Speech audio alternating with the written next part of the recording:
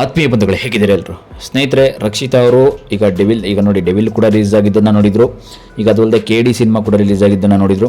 But ಈಗ KVN ಪ್ರೊಡಕ್ಷನ್ನ ನಿರ್ಮಾಣದ KD the devil cinema ಬಿಡುಗಡೆ 2 ಆಗಿರೋದನ್ನ ನೋಡಿದ್ದಾರೆ, ಕಣ್ಣಾರೆ ನೋಡಿದ್ದಾರೆ, ಇಲ್ಲ ಅಂತಲ್ಲ. ಅದರಲ್ಲೂ ಪ್ರೇಮ್ ಅವ್ರ ಗಂಡನೇ ನಿರ್ದೇಶನ ಮಾಡಿರ್ತಕ್ಕಂಥದ್ದು. ಪ್ರೇಮ್ ನಿರ್ದೇಶನದ ಈ ಸಿನಿಮಾವನ್ನು ಅಭಿಮಾನಿಗಳ ಜೊತೆ ಕುಳಿತು ತುಂಬ ಹೊತ್ತು ನೋಡಿದ್ದಾರೆ. ಬಟ್ ಈ ಚಿತ್ರದಲ್ಲಿ ನಾಯಕಿ ರೇಷ್ಮಾ ನಾಣಯ್ಯ ಅವರ ಒಂದು ಪಾತ್ರವನ್ನು ನೋಡಿದಾಗ ಸುಂಟರಗಾಳಿ, ಕಲಾಸಿಪಳ್ಳಿ ಸಿನಿಮಾಗಳಲ್ಲಿ ರಕ್ಷಿತಾ ಮಾಡಿದ ಪಾತ್ರಗಳು ಕೂಡ ನೆನಪಾಗುತ್ತೆ ಅಂತ ಕೂಡ ಹೇಳ್ಬೋದು. ನೋಡಿ, ರಕ್ಷಿತಾ ಅವರು ದರ್ಶನ್ ಅವರು ಕೂಡ ನೆನೆಸ್ಕೋತಾ ಇದ್ದಾರಂತೆ ಈ ಟೈಮಲ್ಲಿ. ಬಟ್ ದರ್ಶನ್ ಅವರ ಆ ಟೈಮಲ್ಲಿ ಹೇಗೆ ಶೂಟಿಂಗ್ ಮಾಡಿದ್ರು ಅದನ್ನೆಲ್ಲ ನೆನೆಸ್ಕೊಂಡು ಕಣ್ಣೀರು ಹಾಕಿದ್ರಂತೆ KD ಸಿನಿಮಾದಲ್ಲೂ ಕೂಡ. ಏನು ಕಣ್ಣೀರು ಹಾಕಿದ್ರು, ಯಾವ ಥರ ಏನಾಯಿತು ಅನ್ನೋದು ತಿಳ್ಕೊಳ್ಳೋಣ. ಅದಕ್ಕೂ ಮೊದಲು ನಮ್ಮ ಚಾನಲ್ ಫಸ್ಟ್ ಟೈಮ್ ನೋಡ್ತಾ ಇದ್ದೆ, ದಯವಿಟ್ಟು ಸಬ್ಸ್ಕ್ರೈಬ್ ಮಾಡಿ ನೋಡಿ. ನಮ್ಮ ಫೇಸ್ಬುಕ್ ಪೇಜ್ ಕೂಡ ಫಾಲೋ ಮಾಡಿ. ನಿಮಗೇನು ಅನಿಸುತ್ತೆ ಇದ್ರ ಬಗ್ಗೆ ಕಾಮೆಂಟ್ ಮಾಡಿ. ನೋಡಿ, ದರ್ಶನ್ ಅವರ ಒಂದು ಕಲಾಸಿಪಳ್ಳಿ ಫೇಮಸ್ ಸಿನಿಮಾ ನೀವು ನೋಡಿರ್ಬೋದು. ಲಾಸ್ಟ್ ಟೈಮಲ್ಲಿ ಹೇಗೆಲ್ಲ ಫೇಮಸ್ ಆಗಿತ್ತು 2004-2005 ಇಸ್ವಿ. ಆ ಟೈಮಲ್ಲಿ ಕಲಾಸಿಪಳ್ಳಿ ಆಗಿರ್ಬೋದು, ಅವರೊಂದು ತುಂಬ ಹಲವಾರು ಚಿತ್ರಗಳಲ್ಲಿ ಇವ್ರು ನಟಿಸಿದ್ದಾರೆ. ಒಂದು ಅಯ್ಯ ಸಿನಿಮಾ ಆಗಲಿ, ಮಂಡ್ಯ ಸಿನಿಮಾ ಆಗಲಿ, ತುಂಬ ಹಲವಾರು ಸಿನಿಮಾಗಳಲ್ಲಿ ನಟಿಸಿದ್ದಾರೆ ನಟಿ, ಇಲ್ಲ ಅಂತಲ್ಲ. ಬಟ್ ಕಲಾಸಿಪಳ್ಳಿ ಸಿನಿಮಾನು ಕೂಡ ಇದೇ ರೀತಿ ನೆನಪು ಮಾಡ್ಕೊಂಡ್ರಂತೆ. ಯಾಕಂತಂದರೆ ಆ ಮಾತಿಗೆ ತುಂಬ ಪ್ರತಿಕ್ರಿಯಿಸಿದ ರಕ್ಷಿತಾ ಪ್ರೇಮ್ ಅವರು, ನನಗೂ ಕೂಡ ದರ್ಶನ್ ನೆನಪಾಯಿತು ಈ ಟೈಮಲ್ಲಿ. ಆದರೆ ಮೊದಲ ದಿನ ಸಿನಿಮಾಗೆ ಸಿಗ್ತಾ ಇರ್ತಕ್ಕಂಥ ಒಂದು ಪ್ರತಿಕ್ರಿಯೆ ನೋಡಿ ಖುಷಿಯಾಯಿತು, ತುಂಬ ಖುಷಿ ಆಗ್ತಾ ಇದೆ. ನೋಡಿ, ಧ್ರುವ ಸರ್ಜಾ ಪ್ರೇಮ್ ಅವರ ಒಂದು 5 ವರ್ಷಗಳ ಶ್ರಮಕ್ಕೆ ಇಂದು ಪ್ರತಿಫಲ ಸಿಗ್ತಾ ಇದೆ ಅಂತ ಕೂಡ ರಕ್ಷಿತಾ ಅವರು ಹೇಳ್ಕೊಂಡಿರ್ತಕ್ಕಂಥದ್ದು. ಈ ಸಿನಿಮಾದಲ್ಲಿ ಕಿಚ್ಚ ಸುದೀಪ್ ಅವರು ಮಾಡಿರ್ತಕ್ಕಂಥ ಒಂದು ಅತಿಥಿ ಪಾತ್ರದ ಬಗ್ಗೆಯೂ ಕೂಡ ಅವ್ರು ಮಾತಾಡಿದ್ದಾರೆ. ನೋಡಿ, ಸುದೀಪ್ ಅವ್ರ ಜೊತೆನೂ ಕೂಡ ಎಷ್ಟೆಷ್ಟು ಸಿನಿಮಾ ಮಾಡಿದ್ದಾರೆ ಅವರು, ನೀವೆಲ್ಲ ನೋಡಿರ್ಬೋದು. ಕಿಚ್ಚ ಸುದೀಪ್ ಅವ್ರ ಜೊತೆ ಹಲವಾರು ಸಿನಿಮಾ ಮಾಡಿದ್ದಾರೆ. ಅದನ್ನು ಕೂಡ ನೆನೆಸ್ಕೋತಾರೆ ಅವರು. ಯಾಕೆಂತಂದರೆ ಆ ಟೈಮಲ್ಲಿ ಶೂಟಿಂಗಲ್ಲಿ ಸಿನಿಮಾ ಅಂತಂದರೆ ಆಗಿತ್ತು.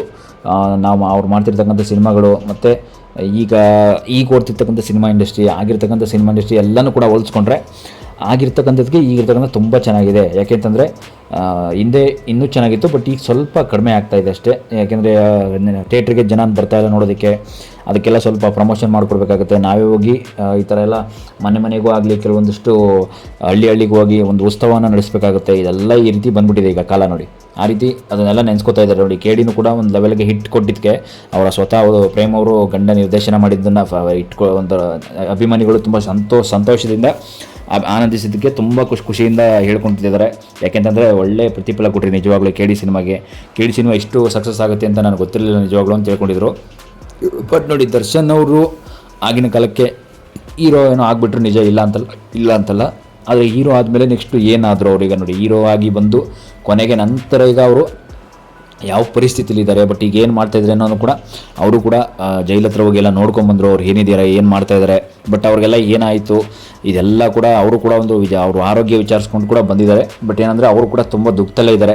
ದರ್ಶನ್ ಅವ್ರ ಬಗ್ಗೆ ಈ ರೀತಿ ಎಲ್ಲ ಮಾತಾಡ್ತಾ ಇರ್ತಕ್ಕಂಥದ್ದು ಮತ್ತು ಸೋಷಿಯಲ್ ಮೀಡಿಯಾದಲ್ಲಿ ಇಲ್ಲದೇ ಇರ್ತಕ್ಕಂಥ ಕೆಲವೊಂದಷ್ಟು ಸುದ್ದಿಗಳನ್ನ ಹಬ್ಬಿಸ್ತಾ ಇರ್ತಕ್ಕಂಥದ್ದು ಇದೆಲ್ಲ ತಪ್ಪು. ನಿಜವಾಗ್ಲೂ ದರ್ಶನ್ ಸರ್ ಅಂತೂ ತುಂಬ ಒಳ್ಳೆಯವರೇ. ಅವ್ರು ಈ ರೀತಿ ಯಾವತ್ತೂ ಕೂಡ ತಪ್ಪು ಮಾಡೋರೇ ಇಲ್ಲ. ಆದರೆ ಈ ತಪ್ಪನ್ನ ಯಾಕೆ ಸಡನ್ಲಿ ಮೈ ಮೇಲೆ ಹೇಳ್ಕೊಂಡ್ರು ಅಂತ ಕೂಡ ಗೊತ್ತಾಗ್ದೇ ನೋಡಿ, ಯಾರ್ಯಾರೋ ಮಾಡಿದ ತಪ್ಪಿಗೆ ಈಗ ಅವರೇ ಕಷ್ಟ ಅನುಭವಿಸ್ತಾ ಇದ್ದಾರೆ ಅಂತ ಕೂಡ ಹೇಳ್ಬೋದು. ಅವರು ಕೂಡ ನಟಿ ರಕ್ಷಿತಾ ಅವರು ಕೂಡ ಕೊನೆಗೆ ಅದನ್ನೇ ಹೇಳ್ಕೊಂಡಿದ್ದಾರೆ. ನಿಜವಾಗ್ಲೂ ನಾವು ಆ ಟೈಮಲ್ಲಿ ಸಿನಿಮಾ ಮಾಡಬೇಕಾದ್ರೆ ಇಷ್ಟು ಇಟ್ಟು ಕೊಟ್ಟಿರಲಿಲ್ಲ.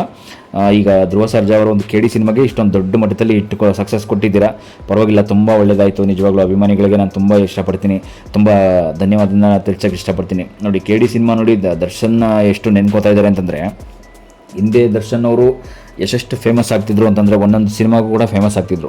ಒಂದು ಸಿನಿಮಾ ಎಲ್ಲ ಒಂದು 5 ಸಿನಿಮಾದಲ್ಲಿ ಒಂದು ಫ್ಲಾಪ್ ಆದರೆ ಇನ್ನೊಂದು ಹಲವಾರು ಸಿನಿಮಾ ಅವರು ಹಿಟ್ ಆಗ್ತಿತ್ತು. ಅದಕ್ಕೆ ಅವ್ರನ್ನ ನೆನೆಸ್ಕೋತಾ ಇದ್ರು. ಬಟ್ ಆದರೆ ಹೋಗ್ತಾ ಅವ್ರದ್ದು ನೋಡಿ, ಅವ್ರ ಜೀವನ ಎಲ್ಲಿಗೆ ಬಂತು ನಂತರ ಈಗಲೂ ಕೂಡ ಅಷ್ಟೇ. ಅವ್ರಿಲ್ದಾನೆ ಸಿನಿಮಾ ಇಂಡಸ್ಟ್ರಿಗೆ 300-500 ಕೋಟಿ ಲಾಸ್ ಆಗ್ತಾಯಿದೆ. ಲಾಸ್ ಆಗಿರೋದ್ರಿಂದ ಈಗ ರಕ್ಷಿತಾ ಅವರು ಕೂಡ ತುಂಬ ನೆನೆಸ್ಕೋತಾ ಇದ್ದಾರೆ ಬರಬೇಕು ಮತ್ತು. ಯಾಕೆಂದರೆ ಸಿನಿಮಾ ಇಂಡಸ್ಟ್ರಿಗೆ ಮತ್ತೆ ಬಂದು ಸಿನಿಮಾಗಳನ್ನ ಮಾಡಬೇಕು, ದೊಡ್ಡ ಸಿನಿಮಾಗಳನ್ನ ಅಂತ ಕೂಡ ಹೇಳ್ಕೋತಾ ಇರತಕ್ಕಂಥದ್ದು ರಕ್ಷಿತಾ ಅವರು. ಆದರೆ ಏನಂತಂದರೆ, ಯಾಕೆಂತಂದರೆ ಈಗ ರಕ್ಷಿತಾ ಅವರು ಹೇಳ್ತಾ ಇರ್ತಕ್ಕಂಥದ್ದು, ರಕ್ಷಿತಾ ಅಂತಲ್ಲ ಹಲವಾರು ಮೆಂಬರ್ಸ್ಗಳ ಸಿನಿಮಾದವ್ರು ಹೇಳ್ತಾ ಇದ್ದಾರೆ, ಸಿನಿಮಾ ನಟಿಯರು ಎಲ್ಲರೂ ಕೂಡ ಹೇಳ್ತಾ ಇದ್ದಾರೆ. ನೋಡಿ, ಲಾಸ್ಟ್ ಟೈಮಲ್ಲಿ ದರ್ಶನ್ ಮತ್ತು ಯೋಧ ಸಿನಿಮಾದ ನಟಿ ನಿಖಿತಾ ಅವ್ರು ನೋಡ್ಬೋದು. ಅವ್ರದ್ದು ಕೂಡ ಇದೇ ರೀತಿ ಈ ಥರ ಒಂದು ಸುದ್ದಿ ಆಗಿತ್ತು. ಅವ್ರ ಸುದ್ದಿನೂ ಕೂಡ ನಾನು ಲಾಸ್ಟ್ ಅಪ್ಡೇಟಲ್ಲಿ ತಿಳಿಸಿದೆ ಏನಾಗಿತ್ತು ಅಂತ. ಬಟ್ ಏನಂತಂದರೆ ಓಂ ಪ್ರಕಾಶ್ ರಾವ್ ಮತ್ತು ದರ್ಶನ್ ಮಧ್ಯೆ ಕಿಡಿಕಾರಿದ್ರು ನನ್ನ ನಟಿ ನಿಖಿತಾ ಅವರು ಅಂತ ಕೂಡ ಓಂ ಪ್ರಕಾಶ್ ರಾವ್ ಹೇಳ್ಕೊಂಡಿದ್ರು. ಬಟ್ ಏನಂತಂದರೆ ಇದೆಲ್ಲ ಅವರವರ ಒಂದು ಸಣ್ಣ ಪುಟ್ಟ ಜಗಳಗಳಾಗಿರುತ್ತೆ ಅಷ್ಟೇ, ಬೇರೆ ಏನೇನಿಲ್ಲ. ಆದರೆ ಹೋಗ್ತಾ ಸರೋಗ್ತಾರೆ. ಯಾಕೆಂದರೆ ಇದೆಲ್ಲ ಸಿನಿಮಾ ಇಂಡಸ್ಟ್ರಿ ಅಂತಲ್ಲ, ಎಲ್ಲದರಲ್ಲೂ ಕೂಡ ಕಾಮನ್ ಇದ್ದೇ ಇರುತ್ತೆ. ಆದರೆ ಇಲ್ಲಿ ಇವ್ರ ನಡುವೆ ಒಂದು ತಂದಿಕ್ಕಿದಂತೂ ತುಂಬ ದೊಡ್ಡ ಸುದ್ದಿ ಆಗಿತ್ತು ಲಾಸ್ಟ್ ಟೈಮಲ್ಲಿ. ಅದನ್ನು ಕೂಡ ನಾನು ವಿಡಿಯೋ ತುಂಬ ಏನಾಗಿತ್ತು ಅನ್ನೋದನ್ನ ಬಿಡಿಸಿ ಹೇಳಿದ್ದೆ. ಬಟ್ ನೋಡಿ, ಕಲಾಸಿಪಳ್ಳಿ ಸಿನಿಮಾ ಜೊತೆಗೆ ಅವರ ಒಂದು ಸುಂಟರಗಾಳಿ ಸಿನಿಮಾ ಇದೆಲ್ಲ ನೀವು ನೋಡಿರ್ಬೋದು, ಎಷ್ಟು ತುಂಬ ಹಿಟ್ಟಾಗಿರುತ್ತೆ, ದೊಡ್ಡ ಸಕ್ಸಸ್ ಆಗಿರುತ್ತೆ ಅಂತ. ಅದೆಲ್ಲ ಹಿಟ್ಟಾಗಬೇಕು, ಸಕ್ಸಸ್ ಆಗಬೇಕು ಅಂತಂದರೆ ಅದೆಲ್ಲ ಕಾಮಿಡಿ ಸೀನ್ಗಳು ನೋಡಿರ್ಬೋದು. ಕೆಲವೊಂದಷ್ಟು ಅವರ ಹೀರೋಯಿನ್ಸ್ ಸೀನ್ಗಳಾಗಿರ್ಬೋದು, ಕಲಾಸಿಪಾಳ್ಯದಲ್ಲಿ ಅವರು ಹೀರೋಯಿನ್ ಕರ್ಕೊಳ್ತಕ್ಕಂಥ ನಾವು ಡ್ರೆಸ್ ಆಗಿರ್ಬೋದು, ಡ್ಯಾನ್ಸ್ ಆಗಿರ್ಬೋದು, ಅದೆಲ್ಲ ನೆನೆಸ್ಕೊಂಡು KD ಸಿನಿಮಾನು ಅದೇ ಥರ ಸಕ್ಸಸ್ ಕೊಟ್ಟಿದ್ದೀರಾ. ಇಲ್ಲ ಅಂತಂದರೆ ತುಂಬ ನಾವು ನಿಜವಾಗ್ಲೂ ತುಂಬ ಕಷ್ಟಪಡಬೇಕಾಗಿತ್ತು. ನಮ್ಮ ಗಂಡ ನಿರ್ದೇಶಕ ಪ್ರೇಮ್ ಅವರು ಕೂಡ ತುಂಬ ಈ ರೀತಿ ಹಿಂಗೆ ಹಾಕೋಕ್ಕಾಗ್ತಿರ್ಲಿಲ್ಲ, ತುಂಬ ಒಳ್ಳೇದಾಯಿತು ಇದಾಗಿದ್ದು ಅಂತ ಕೂಡ ರಕ್ಷಿತಾ ಅವರು ತುಂಬ ಹೇಳ್ಕೊಂಡ್ರು. ನೋಡಿ, ಅದರಲ್ಲೂ ಜೊತೆಗೆ ರಮ್ಯಾ ಅವ್ರ ಜೊತೆ ರಕ್ಷಿತಾ ಅವ್ರ ಜೊತೆ ತುಂಬ ಹಲವಾರು ಸಿನಿಮಾ ನಡೆಸಿರ್ತಕ್ಕಂಥದ್ದು ನೋಡಿರ್ಬೋದು. ತುಂಬ ಸಿನಿಮಾ ಮಾಡ್ಕೊಂಡಿದ್ದಾರೆ. ತುಂಬ ಏಕೆಂತಂದರೆ ಸಿನಿಮಾಗಳಲ್ಲಿ ನಟ ನಟಿಯರ ಜೊತೆ ತುಂಬಾ ಒಂದು ಹೊಂದಾಣಿಕೆಯಿಂದ ಇದ್ದರು ದರ್ಶನ್ ಅವರು. ಯಾಕೆಂದರೆ ಈಗ ಕೊನೆಗೆ ಹೇಳ್ಕೊಂಡಿರ್ತಕ್ಕಂಥದ್ದವರು ನನಗೂ ಕೂಡ ದರ್ಶನ್ಗೆ ನೋಡಬೇಕು ಅಂತ ಆಸೆ ಆಗ್ತಾಯಿದೆ. ದಯವಿಟ್ಟು ಅವ್ರನ್ನ ಹೆಂಗಾದ್ರೂ ಮಾಡಿ ಆಚೆ ಕರ್ಕೊಂಬನ್ನಿ. ಇಲ್ಲಾಂತಂದರೆ ದರ್ಶನ್ ಸರ್ ಇಲ್ಲದೇ ಇವತ್ತು ಸಿನಿಮಾ ಇಂಡಸ್ಟ್ರಿ ಏನಾಗ್ತಾಯಿದೆ ಅಂತಕ್ಕಂಥದ್ದು ರಕ್ಷಿತಾ ಪ್ರೇಮ್ ಅವರು ಸ್ವತಃ ಹೇಳ್ತಾ ಇರ್ತಕ್ಕಂಥದ್ದು. ದರ್ಶನ್ ಇಂಡಸ್ಟ್ರಿಯಲ್ಲಿ ಇಲ್ದಿರೋದ್ರಿಂದ ತುಂಬಾ ಲಾಸ್ ಆಗ್ತಾಯಿದೆ. ಅವ್ರು ಬೇಕೇ ಬೇಕು ಇಂಡಸ್ಟ್ರಿಗೆ. ಯಾಕೆಂದರೆ ಇಂಡಸ್ಟ್ರಿ ಇರೋದ್ರಿಂದ ನಡೀತಾ ಇರೋದೇ ಸ್ವಲ್ಪ ಅರ್ಧಕ್ಕರ್ಧ ಅವರಿಂದನೇ. ಅವರು ಇಂಡಸ್ಟ್ರಿಗೆ ಬಂದರೆ ಇನ್ನೊಂದಷ್ಟು ರಿಯಾಲಿಟಿ ಶೋಗಳು ಉತ್ಪತ್ತಿ ಆಗುತ್ತೆ, ಇನ್ನೊಂದಷ್ಟು ನಿರ್ಮಾಪಕರಿಗೆ ಒಳ್ಳೆ ಬೆಂಬಲ ಸಿಗುತ್ತೆ ಅಂತ ಕೂಡ ಅವ್ರು ಹೇಳ್ಕೊಂಡಿರ್ತಕ್ಕಂಥದ್ದು. ನೋಡಿ, ದರ್ಶನ್ ಸರ್ ಬಗ್ಗೆ ಇನ್ನೊಂದಷ್ಟು ಅಭಿಪ್ರಾಯಗಳು ನಿಮಗೇನಿಸುತ್ತೆ ಕೂಡ ಕಾಮೆಂಟ್ ಮಾಡಿ ನೋಡೋಣ. ಯಾಕೆಂತಂದರೆ ಕಾಮೆಂಟ್ ಮಾಡೋದ್ರಿಂದ ತುಂಬ ಒಳ್ಳೆ ಬೆನಿಫಿಟ್ ಸಿಗುತ್ತೆ. Thank you.